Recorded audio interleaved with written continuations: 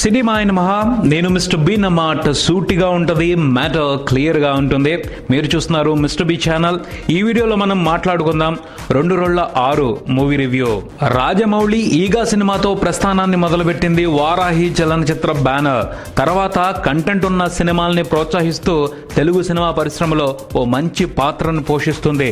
తాజాగా ఆ బ్యానర్ ప్రోత్సాహంతో ఈ వారం థియేటర్లకు వచ్చిన సినిమా 2 ఈ సినిమాలో ఉన్న విశేషాలు ఏమిటో మన సమీక్షలో చూద్దాం. కథ విషయానికి వస్తే, ఒకరోజు ఓ ఆసుపత్రిలో ఒకే టైంలో ఓ అబ్బాయి అమ్మాయి పుడతారు. చిత్రంగా ఇద్దరు ఒకే సమస్యతో పుడతారు. ఆ సమస్య నుంచి బయటపడే అవకాశం లేదు అని పిల్లల తండ్రులకు తెలుస్తుంది. తల్లడిల్లుతారు. కానీ ఆ సమస్యని ఎదుర్కోవడం కాకుండా తప్పించుకోవాలని చూస్తారు. బాధలో ఉన్న తండ్రులు ఒకరినొకరు ఓదార్చుకునే క్రమంలో అబద్ధాలు చెప్పుకుని పిల్లల్ని ఎక్స్చేంజ్ చేసుకుంటారు. కానీ వాళ్ళకి తెలియని విషయం ఏమిటి అంటే, ఒకే సమస్యని ఇద్దరు ఎక్స్చేంజ్ చేసుకున్నారు అని. ఎవరికి వాళ్ళు సమస్యని వదిలించుకున్నాం, నా దగ్గరున్న బేబీ సేఫ్ అనుకుంటారు. కానీ కన్న మమకారాన్ని వదులుకోలేక ఒకరెదురుగా ఒకరు ఇళ్లు తీసుకుని ఒకే కాలనీలో ఉంటూ ఉంటారు. పెరిగే క్రమంలో పిల్లల మధ్యన ఆప్యాయత ఉండకూడదు అని వీళ్లే గొడవలు పెట్టి వాళ్ళిద్దరిని బద్ధశత్రువుల్ని చేస్తారు. కానీ విధి విచిత్రమైనది. ఇద్దరు ప్రేమలో పడతారు. వారి ప్రేమ వాళ్ళ నాన్నలకి తంటా తెచ్చింది. విశ్వ ప్రయత్నాలు చేస్తారు పెళ్లి జరగకూడదు అని. చివరికి ఏం జరిగింది అన్నదే ఈ కథకి సంబంధించి ఆసక్తికరమైన పాయింట్. సినిమా విశ్లేషణ విషయానికి వస్తే 2 కదా, 6 ఎలా అవుతుంది? కొన్ని లెక్కలంతే, వాటికి అర్థాలు ఉండవు. జీవితంలో ఇది కావాలి అది కావాలని చాలా కోరుకుంటాం, కానీ జీవితం వేరే ఏదో ప్లాన్ చేసి ఉంటది. అలాంటి నేపథ్యంతో రాసుకున్న ఓ చక్కటి కథే ఈ 2 జంజాలుగా 2 కాదు, అది కామెడీ లెక్క. ఇది ఓ మంచి ఎమోషనల్ లెక్క. ప్రధానంగా ఈ సినిమాకి బలం కథ. సూపర్ గా ఉంది పాయింట్ అయితే. ఇక సినిమా విషయానికి వస్తే, ఈ సినిమా మీద నువ్వే కావాలి, ఆనందం, గీతాంజలి సినిమాల ఇన్స్పిరేషన్ ఉంది. పోతే ఆ సినిమాల రేంజ్ ని ఈ సినిమా అందుకోలేదు. దానికి ఒక ప్రధానమైన కారణం ఉంది, మాట్లాడుకుందాం. ఆ సినిమాల స్ఫూర్తి ఈ సినిమా మీద ఉన్నప్పటికీ ఈ సినిమాకున్న ప్రత్యేకత ఈ సినిమాకు ఉంది. అది ఈ సినిమా కథ. నువ్వే కావాలి కానివ్వండి, ఆనందం కానివ్వండి, గీతాంజలి కానివ్వండి, ఈ సినిమాల్లో హీరో హీరోయిన్ల మధ్యన ఎమోషన్స్ కి ఫీలింగ్స్ కి పెద్దపీట ఉంటది. కానీ ఈ సినిమాలో హీరో హీరోయిన్స్ ఫాదర్స్ కి వాళ్ళిద్దరికి ఈక్వల్ గా ఇంపార్టెన్స్ ఉంటుంది. అది డిఫరెంట్ గా అనిపిస్తుంది. దాన్ని బేస్ చేసుకుని కొంతవరకు కొత్తగానే చెప్పారు సినిమాని అని చెప్పుకోవాలి. ఆ తర్వాత ఎంటర్టైన్మెంట్ కి కొదవ లేకుండా చేశారు. ఒకరికి పుట్టిన బిడ్డ ఎదురింట్లో పెరుగుతూ ఉంటది. వాళ్ళ దగ్గర ఉన్న బిడ్డ మీద ఆప్యాయతను ప్రదర్శిస్తూనే ఎదురింటి బిడ్డ మీద ఎఫెక్షన్ కురిపిస్తూ ఉంటారు. ఆ ప్రాసెస్ అంతా కూడా చాలా ఇంట్రెస్టింగ్ గా ఉంటది. బాగా డిజైన్ చేశారు, చూడముచ్చటగా ఉంటది. అలానే హీరో హీరోయిన్ పడే గొడవలు, వాళ్ళు చేసే అల్లరి సరదాగానే ఉంటది. ఇక ఈ సినిమాకి హైలైట్ తాగుబోతు రమేష్. సారీ, ఈ సినిమాలో ఆయన తాగలేదు అసలు. తాగని రమేష్ ఫెంటాస్టిక్ గా నవ్వించాడు. సౌమిత్రి పాత్రలో స్క్రీన్ మీద కనిపించినంతసేపు చక్కలి గింతలు పెడుతూనే ఉన్నాడు. ఓ వినోదాత్మక చిత్రంగా చూసుకుంటే ఈ సినిమా 2 hours టైం ని టైం పాస్ చేసేసేదే.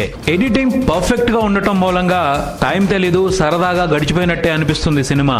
కానీ ఈ సినిమాలో ఉన్నది చాలా మంచి కథ. ఆ కథకి న్యాయం జరగాలి అంటే ఎమోషన్స్ కూడా స్ట్రాంగ్ గా ఉండాలి. కొంచెం విచారించదగ్గ విషయం ఏమిటి అంటే, ఎంటర్టైన్మెంట్ మీద పెట్టినంత ఫోకస్ ఎమోషన్స్ పండించడం మీద పెట్టలేదు. ముఖ్యంగా క్లైమాక్స్ లో. సినిమా అంతా ఎంత సరదాగా నడిచిపోయినప్పటికీ క్లైమాక్స్ లో ఎమోషన్ ఓ పీక్స్ లోకి వెళ్ళి సినిమా ఎండ్ అయినట్టయితే సూపర్ గా ఉండేది. తర్వాత డైరెక్టర్ సహా కథ మీద వర్క్ చేసిన వాళ్ళందరూ అసంపూర్ణంగా కథను వదిలేశారు.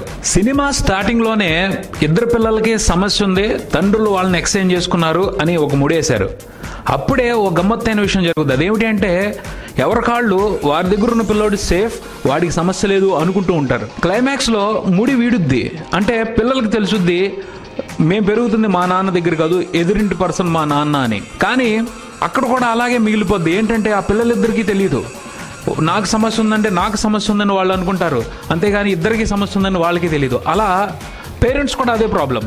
దాన్ని అలాగే వదిలేసి సినిమాని ముగించేశారు. ఈ మ్యాటర్కి సంబంధించి ఆడియన్స్కే కాదు, సినిమాలో ఉన్న క్యారెక్టర్స్ కూడా క్లారిటీ ఇవ్వకుండా గీతాంజలి సినిమా ఎండింగ్ తరహాలో ఎండ్ కార్డ్ వేయటం మాత్రం కన్విన్సింగ్ గా అనిపించదు.